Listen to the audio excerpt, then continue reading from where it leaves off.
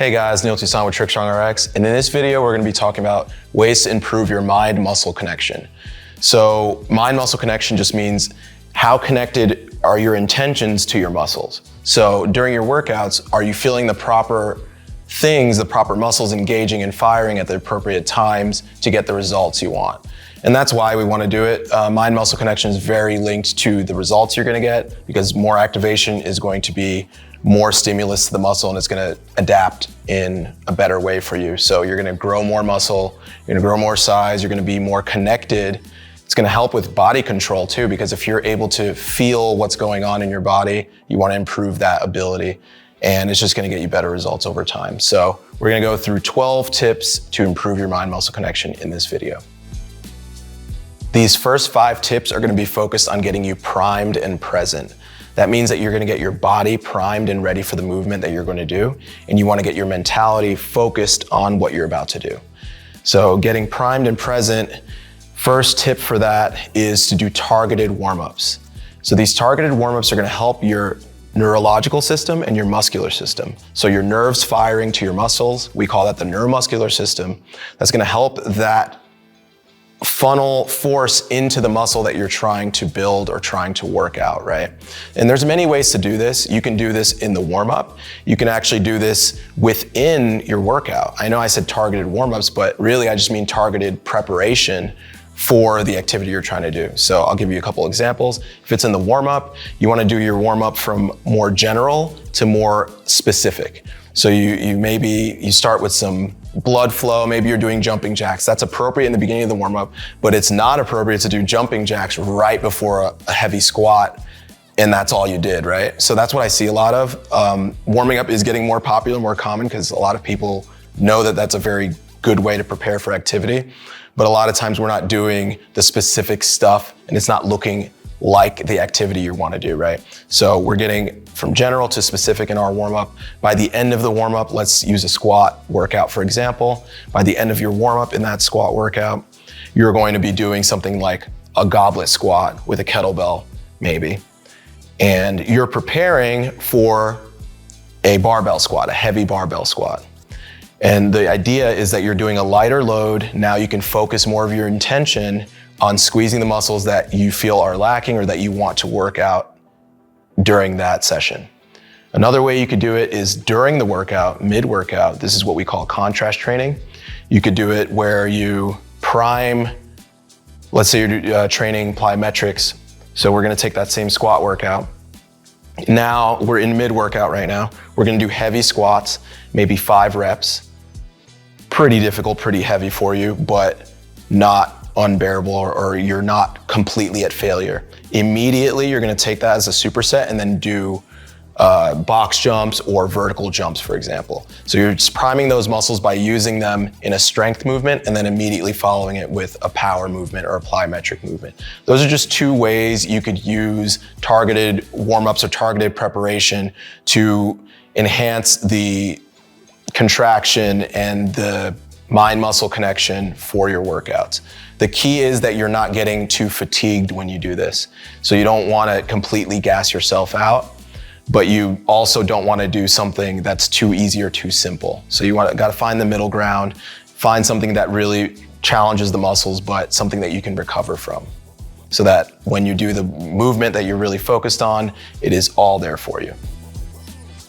The second principle we're going to be talking about is irradiation. It's a neurological principle that states that if you put contraction or force in one area, it's going to bleed into other areas neurologically. So that means, for example, welcome to try this at home. If you squeeze your fist, if you squeeze it lightly, you're probably only going to feel it in your hands. If you squeeze it like a moderate amount, maybe it'll go all the way up to your elbow. And if you squeeze it as hard as you can, you should feel like your biceps, triceps starting to go, maybe even your shoulders and your core. So you can use areas of your body that you have better control over to actually improve the mind-muscle connection of areas you don't have as much control over. So for example, if I'm doing a pull-up, I'm gonna squeeze the bar as much as I can. That's gonna irradiate all this tension into the rest of my body. So maybe I'm not feeling my lats as much during my pull-up. I'm gonna squeeze that bar using irradiation, and then now I'm able to access that tissue a little bit better. You can do this for the upper body, lower body, any time you're doing an exercise, basically, you could use the fist to irradiate throughout the whole body. But let's say it's a lower body exercise. In addition to the fist, you can add a quad contraction, for example. So if you're doing a squat, easy example, you're gonna squeeze your quads. You have better control over them than your glutes, let's say. So you wanna get more contraction in your glute, you're gonna squeeze your quad as hard as you can, squeeze your fist as hard as you can, and then maybe you start to feel that glute contraction, and then you can use that to access that tissue.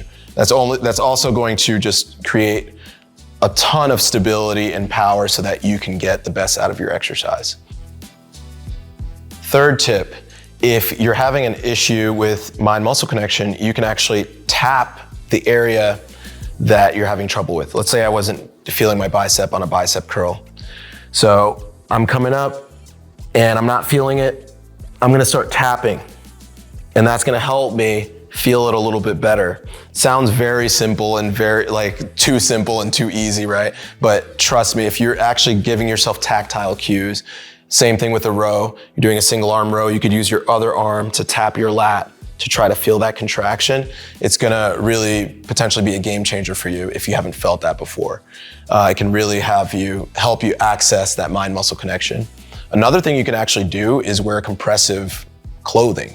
So like compressive gear, compressive wear, that kind of stuff can actually give your skin feedback, and that feedback is going to help your proprioception or your body position sense and help you access that tissue more. So let's say I was wearing compression shorts or compression pants, having difficulty feeling my quads and calf raises. The fact that that compression is around my calf is gonna help me connect to that calf muscle a little bit better.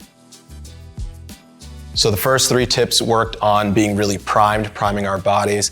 Now these next 2 tips are gonna be about being present. So tip number 4 is gonna be visualization. Visualizing throughout the day is just an awesome idea. Most people, if they do visualize, will visualize only right before they do the skill or lift. And that's cool. I mean, that's very effective, obviously, like it's right before you do it. So I would advise during your workouts to visualize the set, the rep, visualize how it's gonna feel when you're approaching failure, feeling the muscles. So we're trying to build that mind-muscle connection, mind-body connection. So really try to imagine how it's going to feel in your body when you land the skill, do the lift, approach failure. As many perspectives as you can get on what you're trying to do in a visualization sense. So like, third person view, first person view, what you're feeling in your body, all these things. That's gonna help paint the picture for your mind so that you're more prepared to do that skill. And you can, like I said, I recommend to do it, to visualize before the skill or lift, during the skill or lift, and after, and throughout the day and night. If you meditate, do it then too. It's just a very good practice to get you connected and get you prepared for your movement. Okay, so for tip number 5, we're gonna get that bullet time awareness. So that's different from visualization. Visualization's about how it's going to be, but then bullet time is during the activity. So you wanna slow down time like they do in the Matrix. So how do they do that? Well, how we do that in the real world is by being very attentive and very focused on what you're doing. You can almost slow down time by bringing so much attention towards the task at hand. And by doing that and not being distracted or talking or anything like that, you're gonna get a lot more focus and a lot more connection to your body. One tip that I have to enhance your bullet time is to do slow reps, or if you're doing skill work, to do it slowly somehow. So with slow reps, pause reps, slow descent, slow negatives, that's gonna help you learn about each instance in that movement. And the same with skill work. So as a tricking athlete, trampoline is essential for this because it's gonna give us more air time. It's gonna give us more just instances that we're aware of that we can bring to the floor. So when it gets a lot faster, we can have that bullet time of, oh, this is when I kick, this is when I twist, this is when I land. And that's gonna help enhance that even more. So implement slow reps into your warm-ups, workouts, and routines in general. In this next section, we're gonna be talking about training methods that are gonna really help improve your mind-muscle connection. the first thing you can implement into your training is high intensity isometrics. So just like our warm up where we go from little complexity to high complexity, we want to do this with the isometrics as well. So if you're having trouble, for example, feeling your quads on a lunge, you're not going to immediately try to feel it more in the lunge necessarily. If that's not working, if all the tips we've talked about so far in this video not allowing you to still feel it in your quad, then you might have to go backwards and try to feel it in a more simple movement. So isometrics are really good because they don't involve movement and they're very simple exercises that you can drive a lot of intention towards. And then from there, then you can get that same mind muscle connection and then bring that to your more complex movements. So let's say you start this with a quad set or an isometric leg extension, and then you really drive a lot of force. Maybe you do 5 sets of 10-second holds, just really, really pushing, trying to get that muscle primed and ready to go. And then over time, whether this is within the same session or over a period of weeks, then you can start to do the lunge and then see if you can feel it during the exercise. Maybe you start with only feeling it at the top of your exercise where you're squeezing. And then over time, you want to start to be able to feel it throughout the exercise. And that's going to be the progression of using high intensity isometrics to improve your mind muscle connection. Another really good example is the glutes. A lot of people ask about how to get their glutes activated, how to feel their glutes during their exercises. Really good one is a half kneeling glute contraction, a half kneeling glute set is what we call it. And then that can later become a barbell hip thrust, for example. So using simple movements and then bringing them to more complex movements, using isometrics is going to help you feel it in the movement that you're trying to go for. So we are on tip number 7. So that is going to be training through a full range of motion. So you're going to be chasing that stretch during your exercise. And what that means is that you should be feeling length in the muscles that you're working. And that's incorporating that into your training doesn't have to be every single exercise, but incorporating that length into your exercise is gonna totally change the game as far as your mind-muscle connection and as far as the gains that you're gonna get. So I'm gonna use a pull-up, for example, again. If you're in a pull-up and you're in that really stretched position, your arms are outstretched, you're gonna feel that lat pull. That's your connection. That's your mind-muscle connection right there. It's already given to you. So if you're feeling that stretch, now you can pull against it and really contract that muscle and then come back to the top position. So if you're feeling that stretch throughout the exercises, that's gonna be huge as far as your gains. And studies have shown that long length partials and full range of motion exercises are really gonna help build muscle more effective than just the standard way to do it, which is maybe you're not doing full range, maybe you're doing very quick tempo. So try to really feel that stretch and then really come back up, squeezing and being very intentional using all the tips we've discussed so far. Another example for you can really see in this video, I'm using the kettlebell bench press to get that stretch position. So if I had a standard barbell, it would hit my chest and I wouldn't be able to get further. Doesn't mean a standard bench press isn't good, but if you're having trouble accessing your pecs, you can use this method to feel the stretch in the movement using light dumbbells or kettlebells and letting your elbows go behind. You really feel the stretch along your pec, and then you have something to push against, something to feel, and then you contract that muscle. That's just one example. There are so many more. You can get this in the squat at the bottom. Maybe you're feeling your adductors stretching, maybe you're feeling your glutes stretching. Same with the lunge. You might be feeling your hip flexors opening up. You might be feeling the back leg, your quads really working because they're in that stretch position. And that's gonna be a very good way to build that mind-muscle connection. Next tip I have for you is to implement CARs into your routine. So CARs stand for Controlled Articular Rotations. We have so many videos on this on the app. So I'm gonna advise you guys to go to the Mobility RX section and check that out. Check out the CARs tutorials if you haven't already. Check out the morning CARs routine. But essentially, these are slow and controlled mobility-based movements that are designed to build your joint capacity, joint mobility. So for example, with the shoulder CAR, now that I'm so deliberate and slow and putting a lot of tension and irradiation into this movement, Now I can really feel where my shoulder's going. So if you do that at every joint, you're gonna build your joint position sense or your proprioception, and you're gonna build that mind-muscle connection all around that joint. So all the muscles that are working around the joint are gonna be that much more activated, and that much more intention is gonna be going towards them. And over time, you're gonna notice that you have more control over your body in that area, and that'll be awesome, right? So definitely incorporate CARs into your routine. Next tip is to make sure you're training at various speeds. A lot of people just train at one tempo or one speed. You wanna train slow, you wanna train medium, you wanna train fast, and you wanna train all in between. Especially for your athletes, that's gonna help transfer the skill. So you don't wanna only just be good at a glute bridge. Yeah, I finally felt my glutes in the glute bridge. That's very good, that's a good accomplishment, but your goal as an athlete would be to take that into your jumping, right? Or to your sprinting or whatever ability you want to improve. So it might go bridge, which is very slow. Then it could be a squat, which has more movement and is more dynamic, and so maybe a little bit faster. Then it goes to kettlebell swing, which is a lot faster, but it's not quite leaving the ground, so it's not as explosive. And then lastly, you can go into a broad jump. And then if you're able to feel your glutes at each speed, then you know you have very good command over that muscle. Versus if you only have it at one speed and then you don't feel it during any of your functional activities, then there wasn't as much carryover. So make sure you're using various speeds to help with that carryover so that you can feel it in the actions that are most important to you. In this last section, we're gonna be going over equipment you can use to help improve your mind-muscle connection. So we went through getting primed and present, we went through some training methods that you can use, and lastly, we're gonna be going over equipment. First one is obviously a band. So bands are not universal yet. Not everyone's using them in their training. A lot of people just use weights. Stop that. Bands are awesome.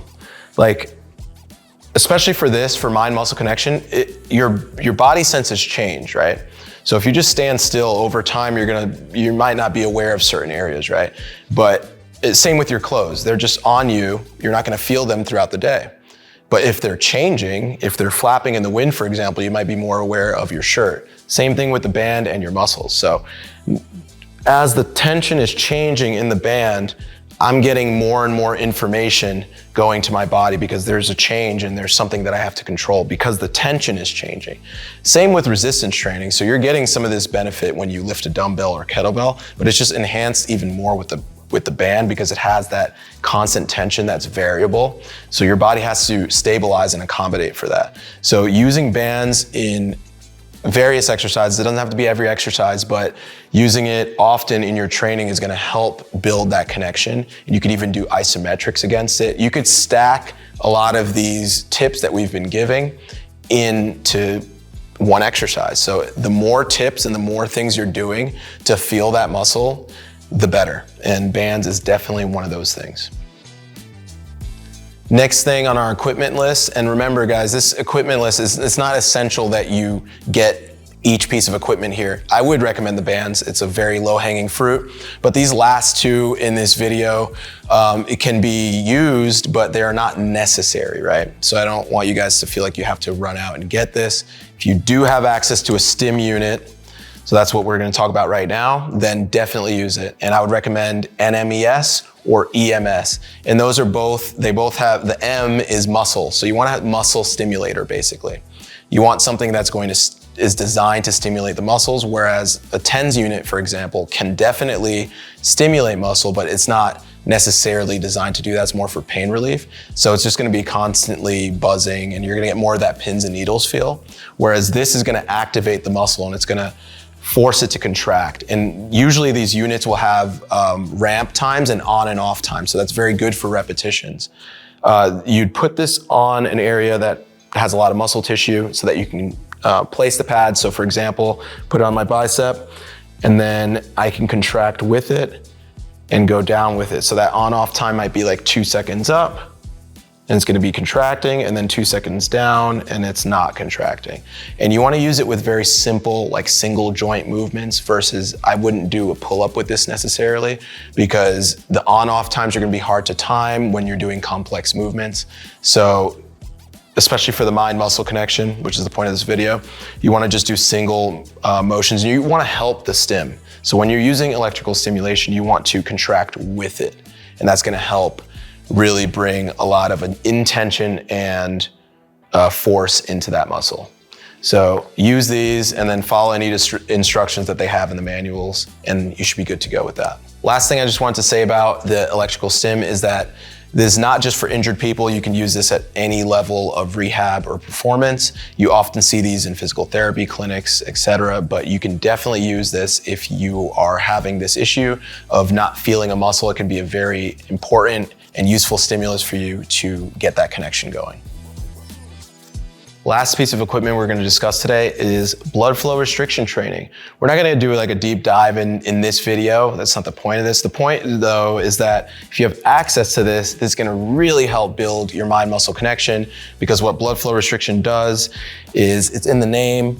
There's cuffs either on your upper or lower body. The bigger ones I was holding was the lower body ones. And what this does is it occludes blood flow, not all of it, but occludes some blood flow to your arm. And when you work out with it, doing simple movements similar to the stim, then you're gonna get a lot of blood flow into that area, and it's gonna be a lot of blood pooling. So it's gonna be almost like that pump that you get during a workout, but you're gonna get it at a lot lower loads, and it's gonna be a lot easier to get that pump. And it's gonna trick your body into doing all the things that it does when you're working really, really hard, and it's gonna require a lot less load to do that. So if you're injured or you're recovering from something, it's a really good tool to help with that, because you need lower loads to feel it. For example, I could do bicep curls. I'm about to turn this thing right on right now.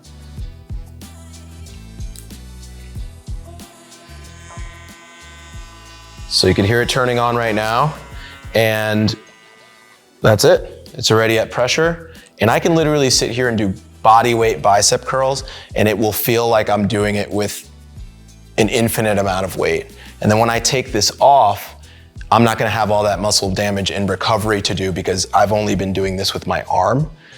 So you're not gonna get as much of that recovery period as you would if you use the normal amount of weights. So this could be a very good tool, if you have access to it, to build that mind-muscle connection, so that we can feel what's going on under the hood. All right guys, hope you enjoyed this video. That was our 12 tips to improve your mind-muscle connection. I know there was a lot in this video, so we're not gonna rehash it all right now, but go back, see each tip again, and make sure you're practicing them regularly throughout your workouts. See how many you can fit into one workout, and see how well connected you feel there. So just as a quick recap, we went over getting primed and present in our first section. Then we went through different training methods, such as the isometrics, such as training with various speeds and training through full range of motion. And then lastly, we went through our equipment recommendations. So get on the bands. If you have access to stim, use stim. If you have access to blood flow restriction training, use that as well. Hope you guys enjoy this. See you soon for the next one. And let us know if this really helped you out in your next workout. All right, see you soon.